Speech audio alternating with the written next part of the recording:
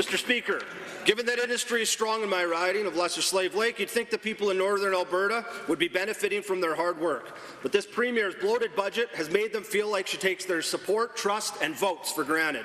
Given how now it's being reported her out-of-control spending is spilled into her own office with a carpet renovation that would make former Premier Redford blush. To the Premier, do you think spending $250,000 to roll yourself out on a red carpet every day is a responsible way of spending taxpayers' money when you run Trudeau-style deficits? The Honourable Minister of Finance.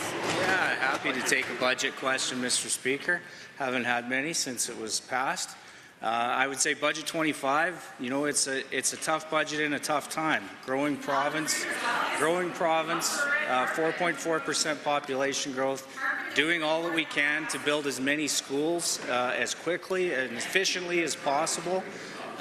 You know, still while protecting our industries and encouraging new investments. So I think it's the right budget for right now, Mr. Speaker. A large contingency, a tax cut to address affordability.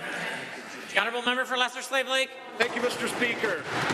Given that highways and healthcare are the responsibility of the province, and given, like a tale as old as time for Northern Alberta, we watch another Premier spend lavishly on wants instead of needs, and given there's now reports that this Premier spent up to $300,000 on China for the government house in Edmonton. Mr. Speaker, I don't know if that figure includes the grey stuff. I heard it's delicious. If you don't believe me, ask the dishes. But to the Premier, don't you think this kind of luxurious spending sends the wrong message to everyday Albertans when we can't get highways and health care? The Honourable Minister of Finance. Mr. Speaker, I agree that this is we are at a moment where Alberta needs to get very serious about the spend, both sides of the House.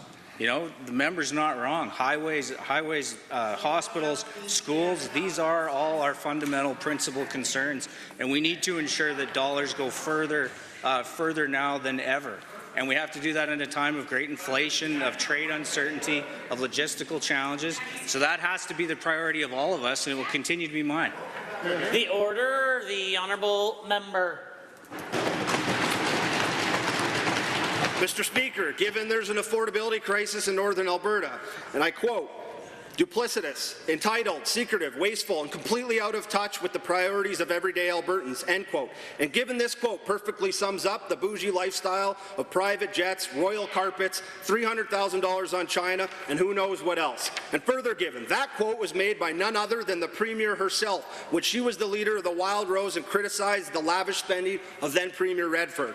To the Premier, do you stand by your comments, and will you ever balance a budget again? The Honourable Government House Leader.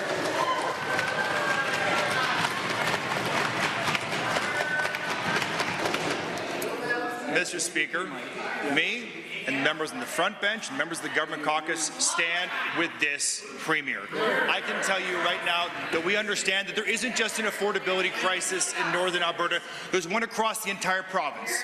But it would seem that the member from Lesser Slave Lake is only concerned about his own personal interests, and that is why he's bringing bully tactics into this chamber, Mr. Speaker. I believe it's unbecoming of a member of this chamber. It's unfortunate, but I'll tell you what, Mr. Speaker, we're concerned about all Alberta. We're concerned about a strong province, a strong country, and that's why we fight every day for it.